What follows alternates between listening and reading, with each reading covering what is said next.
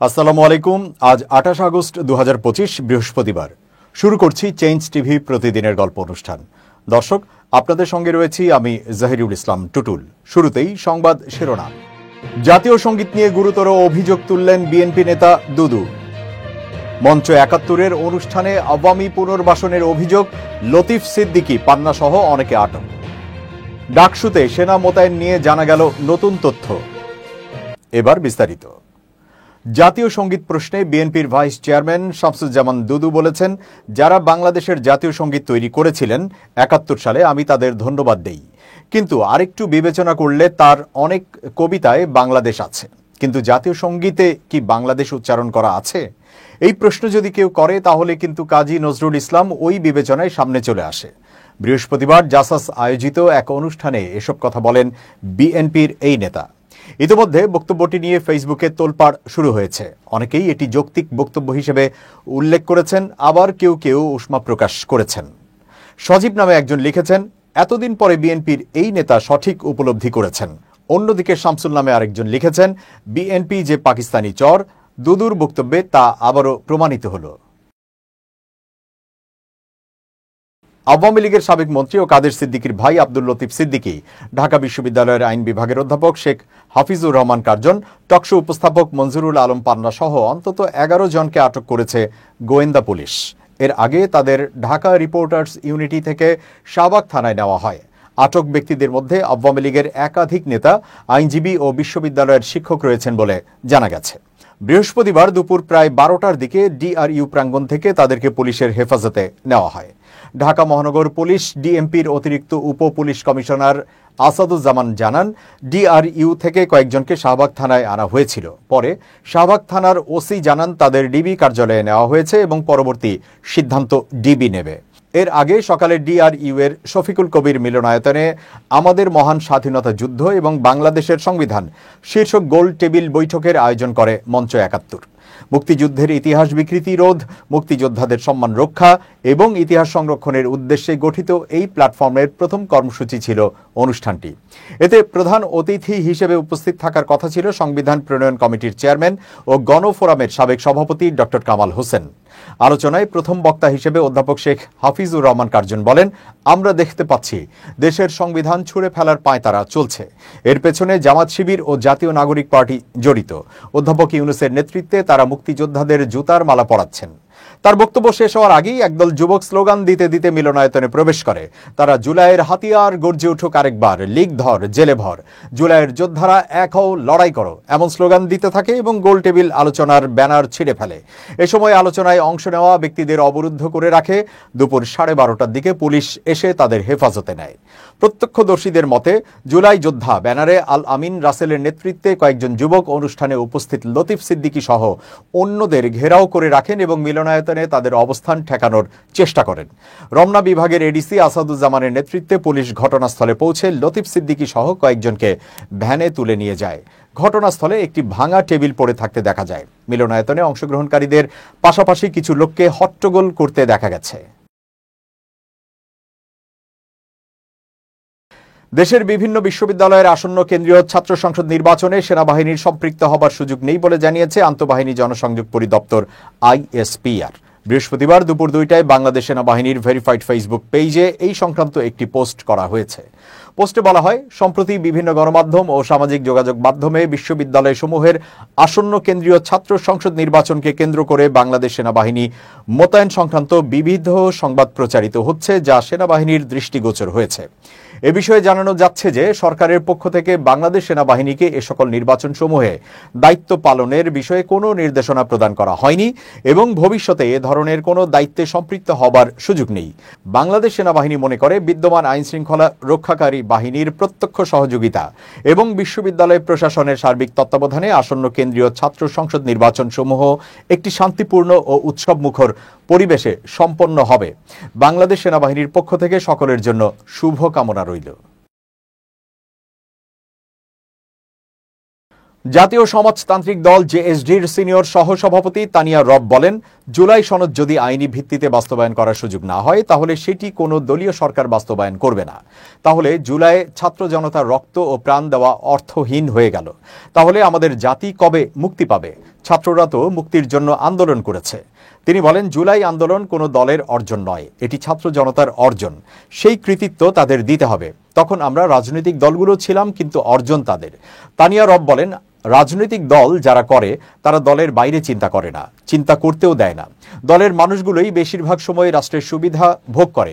এই জন্য জেএসডি প্রধান আসম আব্দুর রব বহু পূর্বে সংসদে উচ্চকক্ষের কথা বলেছেন, যেখানে সব পেশার ভালো মানুষগুলো প্রতিনিধিত্ব করবে। দলের বাইরে দেশপ্রেমিক মানুষের অংশীদারিত্ব থাকবে। সংস্কার কমিশনের সমালোচনা করে তিনি বলেন, তারা বৈঠকই করে, কোনো সিদ্ধান্ত দেয় না। ওনারা এই দল ওই দলের প্রতিনিধিদের মুখ দেখে, কিন্তু তাদের উচিত ছিল সিদ্ধান্ত দেওয়ার। তারা সিদ্ধান্ত দেবে, সেটি মানা না মানার সিদ্ধান্ত নেবে জনগণ, রাজনৈতিক দলগুলো নয়। চট্টগ্রামের সীতাকুণ্ডে চন্দ্রনাথ মন্দিরের জায়গায় মসজিদ নির্মাণের পরিকল্পনা সরকারের নেই বলে জানিয়েছেন অন্তর্বর্তী সরকারের ধর্ম উপদেষ্টা আফম খালিদ হোসেন। রেল ভবনে দুটি মসজিদ ও একটি মন্দিরের জন্য রেলওয়ে জমি হস্তান্তর অনুষ্ঠান শেষে বাংলাদেশ সংবাদ সংস্থাকে তিনি একথা বলেন। ধর্ম উপদেষ্টা বলেন, রাজধানীর খিলক্ষেতে একটি মন্দির ও দুটি মসজিদে জমি বরাদ্দ দিয়ে বাংলাদেশ রেলওয়ে যে দৃষ্টান্ত স্থাপন করলো, এটা বর্তমান অন্তর্বর্তী সরকারের জন্য একটি ঐতিহাসিক ঘটনা হয়ে থাকবে। একই স্থানে মসজিদ ও মন্দিরের জন্য জমি প্রদানের ঘটনা প্রমাণ করে বাংলাদেশ একটি সাম্প্রদায়িক সম্প্রীতির দেশ। আফম খালিদ হোসেন বলেন, সীতাকুণ্ডের চন্দ্রনাথ মন্দির সনাতন ধর্মাবলম্বীদের একটি পুরনো তীর্থস্থান, যেখানে মসজিদ নির্মাণ অথবা কালেমা খচিত পতাকা স্থাপনের কোনো চিন্তাভাবনা সরকারের নেই।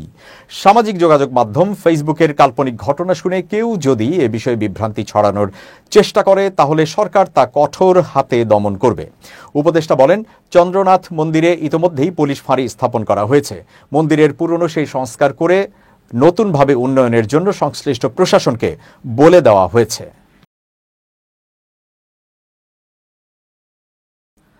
বিএনপির স্থায়ী কমিটির সদস্য মেজর অবসরপ্রাপ্ত হাফিজ উদ্দিন আহমেদ বলেছেন, জামায়াত ইসলামীকে আমরা এত বছর আশ্রয় দিয়েছি, আমাদের প্রতীক নিয়ে তারা নির্বাচনে অংশগ্রহণ করেছে, তাদের মন্ত্রীর স্থান দিয়েছি, অথচ এখন তারাই বিএনপিকে আক্রমণ করছে।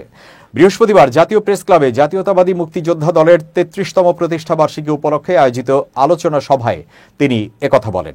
হাফিজ উদ্দিন বলেন, একটি দল স্বাধীনতার বিরোধিতা করেছে, আরেকটি ১৯৪৭ সালের বিরোধিতা করেছে। এরা আজ জনগণের মালিক সাজতে চায়। তারা জানে নির্বাচনে তাদের কোনো সুযোগ নেই, তাই শুধু বিএনপিকে ক্ষমতা থেকে দূরে রাখতেই ব্যস্ত। বর্তমান সরকার একটি জুলাই সনদ বিভিন্ন রাজনৈতিক দলের কাছে পাঠিয়েছে উল্লেখ করে তিনি বলেন, সেখানে বলা হয়েছে রাজনৈতিক দলের ঐকমত্যে যে সনদ গৃহীত হবে সেটি নাকি সংবিধানের উপরে স্থান পাবে। এটি তো কখনো হতে পারে না। সংবিধান পরিবর্তনের অধিকার শুধু নির্বাচিত প্রতিনিধিদের। কোনো অনির্বাচিত ব্যক্তি বা গোষ্ঠীর পক্ষে সংবিধানের উপর প্রভাব বিস্তার করা গ্রহণযোগ্য নয়। পিআর পদ্ধতি বাংলাদেশের মানুষ চেনেই না, বিদেশি কনসেপ্ট বলেও মন্তব্য করেন তিনি বলেন, পাকিস্তানে নেই, ভারতে নেই, যুক্তরাজ্যে নেই, যুক্তরাষ্ট্রে নেই, কোথাও নেই। দু একটা দেশে থাকতে পারে, আরো অনেক দেশে থাকতে পারে, যেখানে গণতন্ত্র, শিক্ষা ব্যবস্থা, কালচার অন্যরকম, তাদের শিক্ষাগত ব্যবস্থা অন্যরকম। তারা পিআর পদ্ধতিতে নির্বাচন করে থাকে। জাতীয় ক্যান্সার গবেষণা ইনস্টিটিউট ও হাসপাতাল NICRH এর সাবেক পরিচালক অধ্যাপক ডাক্তার শেখ গোলাম মোস্তফার বিরুদ্ধে দুর্নীতি দমন কমিশন দুদক অভিযান চালাচ্ছে। অভিযোগ অনুযায়ী স্বাস্থ্য উপদেষ্টা পদে আসার প্রলোভনে তিনি এক সমন্বয় গ্রুপকে ২০০ কোটি টাকার চেক এবং ১০ লাখ টাকার নগদ প্রদান করেছেন। দুদকের উপপরিচালক মোহাম্মদ আক্তারুল ইসলাম জানান, বিশেষ দল বৃহস্পতিবার অভিযান পরিচালনা করছে। তারা ডাক্তার মোস্তফার বিরুদ্ধে ক্ষমতার অপব্যবহার, অবৈধ সম্পদ অর্জন এবং গুরুত্বপূর্ণ পদ পাওয়ার জন্য অসাধু প্রক্রিয়ায় ঘুষ দেওয়ার অভিযোগ খতিয়ে দেখছে। অভিযান শেষে বিস্তারিত জানানো হবে। অভিযোগ সূত্রে জানা যায়, চলতি বছরের জানুয়ারিতে ডাক্তার মোস্তফা স্বাস্থ্য উপদেষ্টা হওয়ার আশায় চেক এবং নগদ অর্থ সমন্বয় গ্রুপের কাছে দিয়েছেন। লেনদেনের সময় আরিফুল ইসলাম একজন মধ্যস্থতাকারী হিসেবে কাজ করেন। তিনি নিজেকে সমন্বয়ক আরিফিনের ভাই হিসেবে পরিচয় দেন এবং সরাসরি ডাক্তার মোস্তফার চেম্বার থেকে চেকগুলো সংগ্রহ করেন। আরিফিন নিজে উপস্থিত না থাকলেও ফোনে যোগাযোগ করেন। অভিযোগের পরিপ্রেক্ষিতে অধ্যাপক ডাক্তার শেখ গোলাম মোস্তফা গণমাধ্যমে দাবি করেছেন, সংশ্লিষ্টরা তাকে মিথ্যা প্রলোভন দেখিয়ে চেকগুলোতে স্বাক্ষর নিতে বাধ্য করেছে। তিনি উল্লেখ করেন, এগুলো সিকিউরিটি চেক ছিল এবং চেক নেওয়ার সময় অফিসে এসেছিল, সম্ভবত তাদের দুজনের হাতে অস্ত্র ছিল। নির্বাচন কমিশনের সিনিয়র সচিব আখতার আহমেদ জানিয়েছেন, রোজার আগেই নির্বাচন এবং ভোটের 60 দিন আগে তফসিল ঘোষণা করা হবে। বৃহস্পতিবার দুপুরে আগারগাঁওয়ের নির্বাচন ভবনে সংবাদ সম্মেলনে ত্রয়োদশ জাতীয় সংসদ নির্বাচনের রোডম্যাপ ঘোষণার সময় তিনি একথা জানান। আখতার আহমেদ জানান, ত্রয়োদশ জাতীয় সংসদ নির্বাচনকে ঘিরে 24টি পরিকল্পনা নেওয়া হয়েছে। রোজার আগেই নির্বাচন হবে, তাই ভোটের 60 দিন আগে তফসিল ঘোষণা করা হবে। আখতার আহমেদ বলেন, আগামী 15 সেপ্টেম্বর থেকে রাজনৈতিক দলসহ অংশীজনের সঙ্গে সংলাপ শুরু হবে, যা চলবে অক্টোবর পর্যন্ত। এছাড়া নভেম্বরে চূড়ান্ত ভোটার তালিকা প্রকাশ করা হবে। তিনি বলেন, প্রতি বুথে 600 পুরুষ ও 500 নারী রাখার চিন্তা করছি। ভোট গ্রহণের 30 দিন আগেই আমরা এই সংখ্যা প্রকাশ করব। এছাড়া সীমানা পুনর্নির্ধারণ নিয়ে শুনানি ইতোমধ্যে শেষ হয়েছে। আশা করছি 15 সেপ্টেম্বরের মধ্যে সংসদীয় আসনের সীমানা চূড়ান্ত হবে। এর আগে প্রধান নির্বাচন কমিশনার এএমএম নাসির উদ্দিনের সভাপতিত্বে 4 নির্বাচন কমিশনার ও ইসি সচিব এক বৈঠকে ত্রয়োদশ জাতীয় সংসদ নির্বাচনের রোডম্যাপ অনুমোদন করেন। ইসির কর্মকর্তারা জানান, রোডম্যাপে নির্বাচনের প্রস্তুতিমূলক কাজগুলো কখন কোনটি শেষ হবে তা উল্লেখ রয়েছে। ওই সময়সূচি ধরে নির্বাচনের প্রস্তুতিমূলক কাজ শেষ করবেন ইসির সংশ্লিষ্ট কর্মকর্তারা। ইসি সূত্র জানায়, রোডম্যাপে সেপ্টেম্বর মাসে স্টেক হোল্ডারদের সঙ্গে বৈঠক শুরু করার ঘোষণা দিতে যাচ্ছে কমিশন। এছাড়া আইন সংস্কার, সংসদীয় আসনের সীমানা চূড়ান্তকরণ, নতুন রাজনৈতিক দল নিবন্ধন, পর্যবেক্ষক নিবন্ধন, ভোটার তালিকা হালনাগাদ, নির্বাচনী সামগ্রী ক্রয়, প্রবাসীদের ভোটাধিকার ও ভোটের ব্যালট ফর্ম সহ বিভিন্ন ধরনের খাম মুদ্রণ, ভোট কেন্দ্র চূড়ান্ত করা, ভোট গ্রহণ কর্মকর্তা নিয়োগ এবং নির্বাচনী প্রশিক্ষণ কোন সময়ের মধ্যে শেষ করা হবে তা উল্লেখ থাকবে রোডম্যাপে। তবে রোডম্যাপে নির্বাচনের তফসিল ঘোষণা এবং ভোটের তারিখ উল্লেখ থাকবে না। এবার খুব জরুরি 1 মিনিট জানাচ্ছেন ইউনেস্কো ক্লাব পুরস্কার বিজয়ী সাংবাদিক আমিরুল মোমিনিন মানিক। খুব জরুরি 1 মিনিটে প্রত্যেককে আমন্ত্রণ।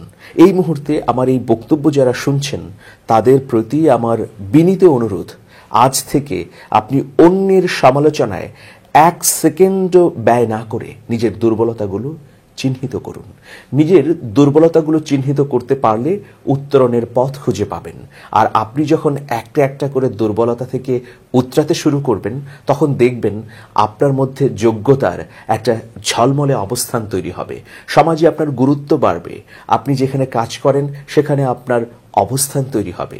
সুতরাং নিজের ভুলগুলো ধরা, নিজের দুর্বলতাকে চিহ্নিত করে তা শুধরানোই হচ্ছে সবচেয়ে বড় বিষয়। এটা জটিল কাজ, কিন্তু এই জটিল কাজ আপনাকে পারতে হবে। এই পারার মধ্য দিয়ে আপনি সফল হবেন। ভালো থাকবেন। সবার জন্য শুভেচ্ছা নিরন্তর। দর্শক, এবার দেশের বাইরের খবর।